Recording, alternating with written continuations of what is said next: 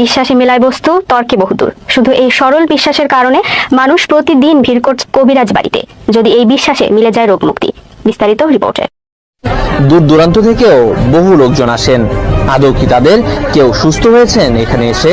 বাচ্চা হয় না দেখে আমি আসছি। আপনি শুনছেন যে এখানে চিকিৎসা হয়? মানুষের কাছে এরকম শুনতে শুনতে আসছে। একজন আমার প্রতিবেশী আর কি অনেক অসুস্থ ছিল, বাচ্চা অনেক দীর্ঘদিন যাবৎ। এখন মনে করেন যে আগে তো একবারই অসুস্থ শোয়া অবস্থা ছিল, এখন বসতে পারে আর কি। তো এই ধরনের আরো 2-3 জন আসছে আর কি, যার কারণে আমরা আসছি। বান দেয়, জাদু টুনা করে, নষ্ট করে, মাইটে করে যে ফেপড়া পয়সা যায়, যে কোনো ব্যাপারে আপনি আল্লাহর রহমতে আমার কাছে চিকিৎসা গোপন কথা খুইলে বললে চিকিৎসা নিতে পারবেন। আশা করি আপনার যে কোনো ব্যাপারে বাহিরে ভিতরে হোক, যে কোনো ব্যাপারে একজনের কাছে বলতে পারেন না আমার ব্যর্থতা বলবেন, প্রেমের ব্যর্থতা হয়ে গেছেন অথবা ফাঁস নিয়ে যাবার চান, মরবার যান, বিষ খাইবার যান, ওটা যায় না। আশা করি আমার সাথে যোগাযোগ করলে প্রেমের মানুষকে কাছে পাওয়া যাইবেন তাড়াতাড়ি। 24 ঘন্টার ভিতরে, 72 ঘন্টার ভিতরে হইব, 24 ঘন্টার ভিতরে। আবার 3 ঘন্টার ভিতরে আপনি যদি কোন চালান করে দেবো, উদয় করে নিয়ে যেতে পারবেন জিনের মাধ্যমে। সবাইকে প্রীতি এবং শুভেচ্ছা জানিয়ে শুরু করছে আজকের প্রতিবেদন। তো দর্শক, আপনারা দেখতে পাচ্ছেন যে আমার সামনে একজন পরিচিত মুখ। এর আগেও এই ভাইকে আপনারা দেখছেন। সে সাধারণ মানুষ না, একজন কবিরাজ মানুষ। সে অনেক রোগের চিকিৎসা করে এবং অনেক মানুষই ভালো হয়েছে, যে যারা তার কাছে ফোন দিছে এবং তার যে চিকিৎসা নিছে সবাই মোটামুটি ভালো হয়েছে। আর এটা হচ্ছে যে সম্পূর্ণ বিশ্বাসের উপরে। যদি আপনি বিশ্বাস করেন যে না কবিরাজি চিকিৎসা ভালো, সে বিভিন্ন গাছগাছরা বা বিভিন্ন মন্ত্রের মাধ্যমে চিকিৎসাগুলো করে, তো আপনারাও এই ভাইয়ের চিকিৎসা নিতে পারেন, বা অনেকেই হয়তো চিকিৎসা নিছেন, তো জানেন আপনারা যে সে কেমন। তো আজকে আবারও আসছি তার কাছে, তার চিকিৎসা সম্বন্ধে আরো কিছু আমরা জানবো। আসসালামু আলাইকুম। ওয়ালাইকুম আসসালাম। তো আবার একটু দর্শকদের উদ্দেশ্যে আপনার নামটা একটু বলেন। আমার নাম হলো আকবর কবিরাজ। আকবর কবিরাজ। তো আজকে আবার আমরা আসছি যে এ পর্যন্ত অনেকে আপনার ভিডিও দেখছে বা অনেকে আপনার চিকিৎসা নিছে, কেউ ভালো হয়েছে। তো যারা ভালো হয়েছে তাদের উদ্দেশ্যে কিছু বলেন। আল্লাহর রহমতে আমার কাছে যে আসবো, ইনশাল্লাহ আল্লাহর রহমতে ঘুরতে পারবো না। আল্লাহর রহমতে আজ পর্যন্ত কেউ তো কয় নাই যে আমার কোনো কাজ হয় নাই। কমার বেশি সবারই আল্লাহ ভালো করছে। বিশ্বাসে বস্তু মিলে, অবিশ্বাসে কিছুই মিলে না। যারা বিশ্বাস করবেন তারা আমাকে কাছে ভালোবাসে আসবেন, ফোন দিবেন। আর যারা বিশ্বাস করবেন না তারা আমার ফোন দিয়ে কোনো লাভ হইব। ওতে বিশ্বাস করে কাজ নিতে হইব, ইনশাল্লাহ ভালো হইবেন। তো অনেক প্রবাসী ভাইরা আছে যে তারা বাইরে থাকে, তাদের ওয়াইফরা দেশে থাকে, হ্যাঁ, অনেকের বউ আছে চলে যায়, হ্যাঁ। এটা কোনো চিকিৎসা আছে যে সে ওখান থেকে তার বউ এমন ভাবে রাখবে যে তারে ছাড়া যেন আর কাউকে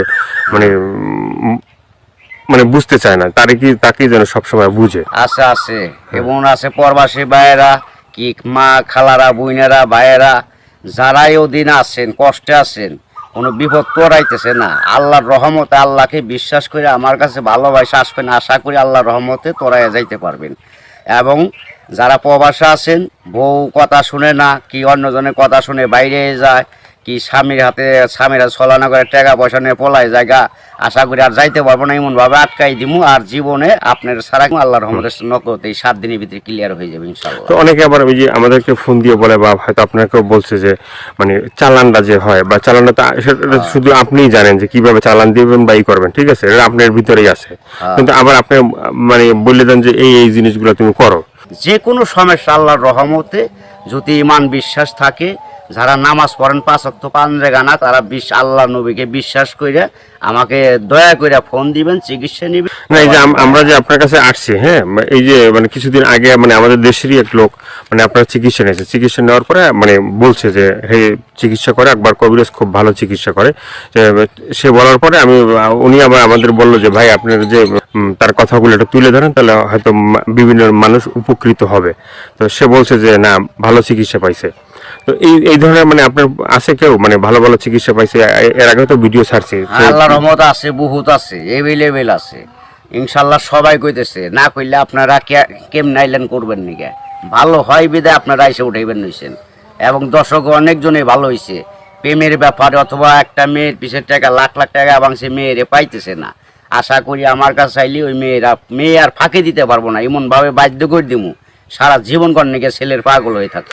অনেক ভাইরা আছে প্রবাসে থাকে, হ্যাঁ, তারা দেখা গেছে যে মানে এই দেশে একটা মেয়ের সাথে সম্পর্ক ছিল, থাকার পরে সে তো বাইরে চলে গেছে, এখন তার চিন্তা ভাবনা আছে যে এই মেয়েকেই বিয়ে করবে। হ্যাঁ, আবার এদিকে বাপ মা আছে যে এই মেয়েকে অন্য জায়গায় বিয়ে দিয়ে দেবে, ঠিক আছে। তো সেই মেয়েকে যে সে আশা পর্যন্ত থাকে বা থাকবে, হইব না বাকি জীবনে এমন কাম করে দেবো, মেয়ে জীবন আর ওই ছেলের ছাড়া বিয়ে হইতে পারবো না, কামই হইব না মেয়ের, বাপ মা সহ রাজি করে দেবো, ওই ছেলের বিরুদ্ধে করে দেবো। ছেলে জাগাবো তাই, মেয়ে জাগাবো তাই, ওই ছেলের মানে বাধ্য হয়ে যাবো, গোলাম হয়ে যাবো মেয়েটা, সোজা কথা। ওই ছেলের ছাড়া কখন আর বিয়ে সে বসবার চাইব না, রাজি হইব না। দুনিয়ার ফকির কবিরাজ বাইটাকে ফোপা দিলেও কাম হবো না। আমার যেটা কাজ, যেটা আমি করে রাখুম, এইটার উপর আর কেউ চালান করতে পারবো না। এই বাংলাদেশের পৃথিবীতে হে মায়ের জন্ম হয় নাই, ফিরে দুনিয়া নিয়ে আসতে হইব।